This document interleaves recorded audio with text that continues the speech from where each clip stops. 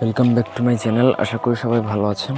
আজ আমি আপনাদেরকে দেবো কারোর চেহারা নষ্ট করে দেওয়ার একটা কুফুরি বিদ্যা।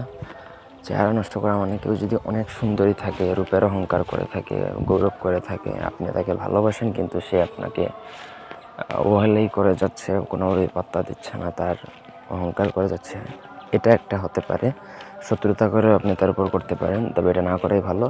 আর যদি এরকম হয় যে কেউ দেখতে সুন্দর, তার চেহারা সুন্দর, কিন্তু সেটা সে অপব্যবহার করতেছে, 14 জনের সাথে সম্পর্ক করতেছে, সে ছেলে হোক মেয়ে হোক যেই হোক, এরকম যদি হয়, অথবা মনে করেন আপনার হাজব্যান্ড বা ওয়াইফ, সে দেখতে সুন্দর কিন্তু তার এই কারণে সে 14 জনের সাথে সম্পর্ক করতেছে, পরকীয় সম্পর্ক করতেছে, এরকম হলে আপনি চাইলে তার চেহারা নষ্ট করে দিতে পারেন। ওই চেহারার দিকে কেউ ফিরেও তাকাবে না, একবারে চেহারা নষ্ট হয়ে যাবে।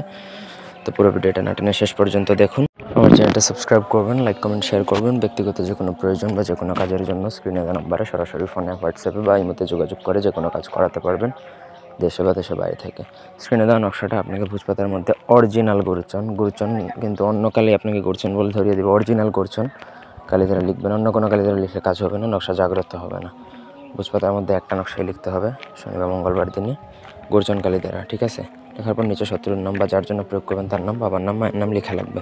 নাম লেখা, নকশা লেখা কমপ্লিট হয়ে গেলে আপনাকে সেই নকশা একটা কাঁচের বোতলের মধ্যে ভরবেন। ভরার পরে সেই কাঁচের বোতলটা পুরাতন কবরের মধ্যে একটু গভীর গর্ত করে আপনাকে সেখানে দাফন করে দিতে হবে, যাতে এটা কবরস্থান থেকে সহজে বেরিয়ে আসতে না পারে। বেরিয়ে আসলে কিন্তু আপনার কাজ হবে না। সো 1-2 হাত চেষ্টা করবেন গর্ত করার। কাঁচের বোতলে দেওয়ার কারণ হচ্ছে যাতে সেটা নষ্ট না হয়, ঠিক আছে? এভাবে যদি করেন তাহলে 1 সপ্তাহ থেকে 10 দিনের মধ্যেই কিন্তু তার চেহারা নষ্ট হওয়া শুরু করবে এবং সেই চেহারা বিভিন্নভাবে নষ্ট হতে পারে। তো এই ছিল আজকের ভিডিও। ধন্যবাদ সবাইকে। আল্লাহ হাফেজ।